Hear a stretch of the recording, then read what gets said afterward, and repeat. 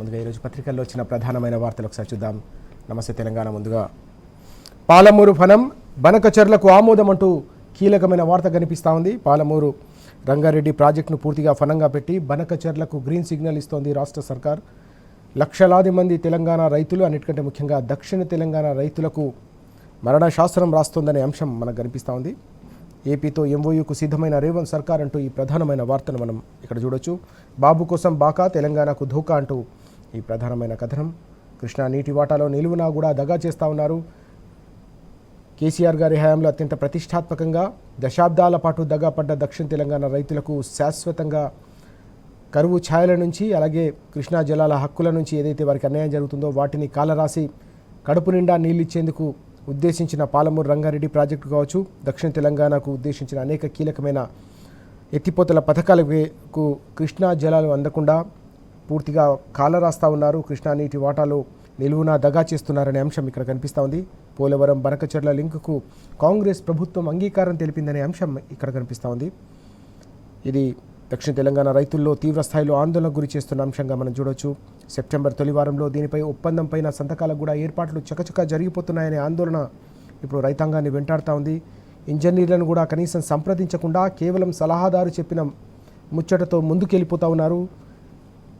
న్యాయపరమైన అంశాలు కావచ్చు, చివరికి ట్రైబ్యునల్కు సంబంధించిన అంశాలు కావచ్చు, రైతాంగానికి సంబంధించిన అంశాలు ఏవి కూడా పట్టించుకోకుండా కేవలం కొందరు సలహాదారులు ఇస్తున్న సూచనలతోనే, వారు చేస్తున్న ఆలోచనలతోనే తెలంగాణ రైతుల గొంతుకొస్తున్నారనే అంశం మనకు ఇక్కడ కనిపిస్తూ ఉంది. కేంద్ర జలశక్తి శాఖ ఆధ్వర్యంలో ఇప్పటికే దీనికి సంబంధించిన ఫైళ్లు కూడా సిద్ధమైపోయాయనే అంశం కూడా మనం చూస్తున్నామంటే కేవలం రాష్ట్రంలోని కాంగ్రెస్ సర్కారే కాదు, దీనికి కేంద్రంలోని బీజేపీ కూడా బాకా ఊదుతుంది, దీనికి వంత పాడుతుంది. తెలంగాణ రైతులను నట్టేట ముంచే కుట్రలో కేంద్రం కూడా భాగమవుతుందనే అంశం కూడా మనకు కనిపిస్తూ ఉంది. బాబుకు గురుదక్షిణగా సమ్మతి, వ్యవహారం అంతా గుట్టుగానే కొనసాగుతోంది. దీన్ని రట్టు చేసింది ఈరోజు నమస్తే తెలంగాణ కథనం. 1,00,000 కోట్ల ప్రాజెక్టు ప్రారంభంపై తాజాగా ఏపీ సీఎం సంకేతాలు అంటూ ఈ మొత్తం వ్యవహారానికి సంబంధించిన సమగ్రమైన కథనం మనకు నమస్తే తెలంగాణ అలాగే టీ న్యూస్లో కనిపిస్తూ ఉంది. కృష్ణమ్మకు ఏపీ చెరా చోద్యం చూస్తున్న రేవంత్ సర్కార్, వచ్చిన వరద వచ్చినట్టే ఆంధ్రాకు వెళ్ళిపోతుందనే అంశం కూడా మనం చూస్తూ ఉన్నాం. ఓవైపు తెలంగాణలో పంటలు ఎండుతూ ఉంటే ఇటు గోదావరి అటు కృష్ణాకు సంబంధించిన వచ్చిన జలాలు వచ్చినట్టుగా అవన్నీ కూడా కిందికి తరలిస్తూ ఉన్నారు తప్ప ఒక్క చుక్క కూడా ఎత్తిపోయేట్లేదు. రైతుల నెత్తిన పూర్తిగా నష్టాలను, కష్టాలను, కన్నీళ్లను మాత్రమే మోపుతూ ఉన్నారనే అంశం మనకు కనిపిస్తూ ఉంది. వెలిగొండ, గుదిబండ అంటూ మరో వార్త కూడా కనిపిస్తూ ఉంది. ఓవైపు పాలమూరే కాకుండా మరో అంశం కూడా మనం చూస్తూ ఉన్నాం. ఇక్కడ తెలంగాణ నోట్లో మట్టి కొడుతున్న ఏపీ, శ్రీశైలంలో మరో 43 టీఎంసీలకు ఎసరు పెడతా ఉన్నారు. ప్రాజెక్టు నిండక ముందే నీటి మళ్లింపు కోసం కుట్ర చేస్తూ ఉన్నారనే వార్త కూడా మనకు కనిపిస్తూ ఉంది.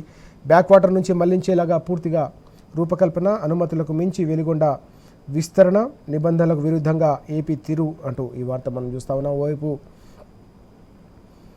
పాలమూరు రంగారెడ్డి, మరోవైపు వెలిగొండకు సంబంధించి గుదిబండ ఏ రకంగా మారుతూ ఉందో, పాలమూరును పూర్తిగా పడావు పెట్టి దానికి పాతరేసి ఏ రకంగా కృష్ణా జలాల్లో తెలంగాణకు దక్కాల్సిన న్యాయమైన వాటాను, హక్కులను కూడా దక్కకుండా చేస్తూ ఉన్నారనే అంశం. ఇటు గోదావరికి సంబంధించి కూడా కాళేశ్వరం నిర్వహణ ప్రభుత్వ బాధ్యత అంటూ హైకోర్టులో కేంద్ర సంస్థల కౌంటర్లు దాఖలయ్యాయి. ఆ అంశం కూడా మనం చూస్తూ ఉన్నాం. కాళేశ్వరం నిర్వహణ అనేది పూర్తిగా రాష్ట్ర ప్రభుత్వానికి సంబంధించిన పరిధిలోనికి వచ్చే అంశం. పాలసీ డెసిషన్ తీసుకోవాల్సింది స్టేట్ గవర్నమెంట్ మాత్రమే. నీటి నిల్వ కావచ్చు, విడుదల అంశం అన్నీ కూడా సర్కారు విధానం రూపొందించుకోవాలి. ప్రాజెక్ట్ అథారిటీ పరిధిలో పునరుద్ధరణ, నాణ్యత, నియంత్రణ కూడా అదే చేపట్టాలంటూ ఈ అంశం కూడా మనం చూస్తూ ఉన్నాం. కాళేశ్వరంపై ఇంతకాలం పాటు చిమ్మిన విషయం ఏదైతుందో అదంతా కూడా వాస్తవం కాదని తేలిపోయింది. ఇటీవల CWPRSతో పాటుగా నివేదిక ఏదైతే ఉందో, నేషనల్ డ్యామ్ సేఫ్టీ అథారిటీ NDAకి సంబంధించిన నివేదిక ఏదైతే అది కూడా చాలా స్పష్టంగా చెప్పిన సందర్భాన్ని మనం చూసాం. ఈ రెండు నివేదికల్లో కూడా ఇటు హైకోర్టులో దాఖలు చేసిన అఫిడవిట్లతో కూడా స్పష్టమైన అంశం. పూర్తిగా కాళేశ్వరంకి సంబంధించి కన్నెపల్లి నుంచి నీటిని ఎత్తిపోసుకోవచ్చు. అన్నారం, సుందిలా బ్యారేజీలు కూడా పూర్తి స్థాయిలో పటిష్టంగా ఉన్నాయి. అక్కడ కాంక్రీట్ స్ట్రక్చర్ కూడా అత్యంత పటిష్టంగా ఉంది. ఇక్కడ ఎలాంటి ఇబ్బంది లేదని చెప్పేసి CWPRS కూడా స్పష్టం చేసింది. కన్నెపల్లికి సంబంధించిన పంప్ హౌస్లో వాడుకోవచ్చు. మేడిగడ్డలో కేవలం 1-2 పిల్లలను రిపేర్ చేసుకుంటే అది కూడా పూర్తిగా వినియోగంలోకి వస్తుందని ఇప్పటికే స్పష్టం చేసిన నేపథ్యంగానే 2.5 ఏళ్లుగా దాన్ని కూడా పడవ పెట్టారు. 2 రకాలుగా ఇటు కృష్ణా అటు గోదావరి 2 జీవనదుల మధ్య తెలంగాణ జీవనాడి, రైతుల జీవనాడిని పూర్తిగా చిదిమేసే కుట్ర కొనసాగుతుందనే అంశాలు మనం చూస్తూ ఉన్నాం. చాలా కీలకమైన వార్తలు, రైతులు చదవాల్సిన అంశాలు ఇవన్నీ కూడా. ఇక 1 కోటి ఎకరాలపై నిషేధం అంటూ మరో వార్త. రాష్ట్రంలోని సగం భూమి 22A జాబితాలోనే ఉందనే అంశం మనం చూస్తున్నాం. 1 కోటి ఎకరాల మాగారం అని మనం చర్చించుకున్నాం కేసీఆర్ గారి హయాంలో. ఇప్పుడు 1 కోటి ఎకరాల నిషేధం అనే వార్తలు అత్యంత విషాదకరమైన అంశాలు. తెలంగాణ రైతాంగాన్ని, అన్నిటికంటే ముఖ్యంగా పేద మధ్య తరగతి ప్రజలు దశాబ్దాల పాటు కష్టపడి, ఎన్నో ఏళ్ల పాటు కష్టపడి కొనుక్కున్న తమ ఆస్తులు, ప్రైవేట్ ఆస్తులు ఏవైతే ఉన్నాయో వాటిపై నీళ్లు కమ్ముకున్నాయి.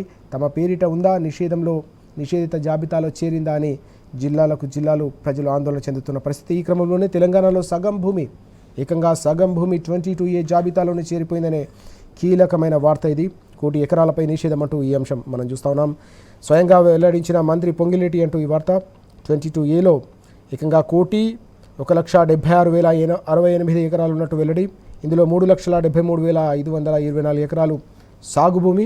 ఇప్పటివరకు 23,000 ఎకరాలు ఇందులో నుంచి తొలగించారు. అందులో కూడా ఏం జరిగింది, తెర వెనుక ఎలాంటి మంత్రాంగం చేశారు, ఏ ప్రాతిపదికన వాటిని తొలగించారు అనేది కూడా ఇప్పుడు అందరిలో కూడా అనుమానాలు రేకెత్తిస్తున్న అంశం. మొత్తం వ్యవహారం అంతా కూడా కేవలం భూములను కబలించేందుకే కొనసాగుతుందనే వార్తలు. అలాగే బీఆర్ఎస్ వర్కింగ్ ప్రెసిడెంట్ కేటీఆర్ గారు కూడా అనేక సందర్భాల్లో స్పష్టం చేశారు. ఇదంతా కూడా కేవలం విలువైన భూములను కబలించడానికి, అలాగే వాటిని మళ్ళీ తొలగించడానికి, నిషేధిత జాబితాల నుంచి తొలగించడానికి భారీ స్థాయిలో ముడుపుల వ్యవహారం కావచ్చు, అక్రమ వసూల వ్యవహారం నడుస్తుంది. అందుకే ఈ స్థాయిలో ఈ మొత్తం తతంగానే నడిపిస్తున్నారనే కేటీఆర్ గారు మండిపడిన అంశాలు.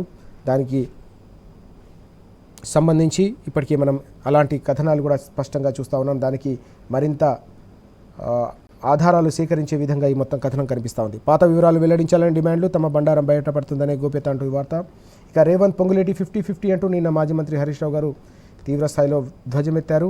22A కుట్రలో వారే A1, A2 రెవెన్యూ అక్రమాలపై సిట్టింగ్ జడ్జితో విచారణ జరిపించాలని ఆయన డిమాండ్ చేసిన అంశం కూడా ప్రధానంగా మనకి ఇక్కడ కనిపిస్తూ ఉంది. ఇదంతా 50-50 వ్యవహారంగా నడుస్తూ ఉంది.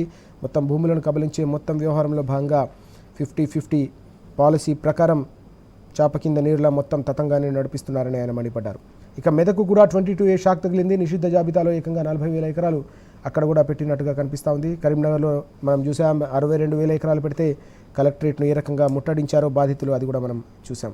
ఇక యూరియా యాప్ అట్టర్ ఫ్లాప్ అంటూ రైతుల్లో కొనసాగుతున్న ఆందోళన, దీనికి తోడుగా పాలిటెక్నిక్పై వెనకంజ అంటూ ఈ అంశం, విద్యార్థుల ఆందోళనతో వెనక్కి తగ్గిన ప్రభుత్వం అంటూ ఈ వార్త కూడా కనిపిస్తూ ఉంది. ఆర్టీసీ భూములను చెరబట్టేందుకు కూడా సర్కారు ప్రయత్నం చేస్తుందనే మరో వార్త కూడా ఇక్కడ మనకు ప్రధానంగా కనిపిస్తూ ఉంది.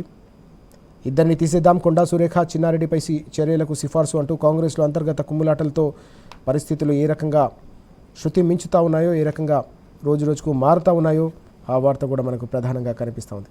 ఇంకోసారి Telangana today findings put Congress in a fix అంటూ KLISకు సంబంధించిన వార్త మనకు కనిపిస్తోంది. NDSA CWPRS reports raise fresh questions, pumping uncertainty leaves farmers into limbo అంటూ ఈ వార్త.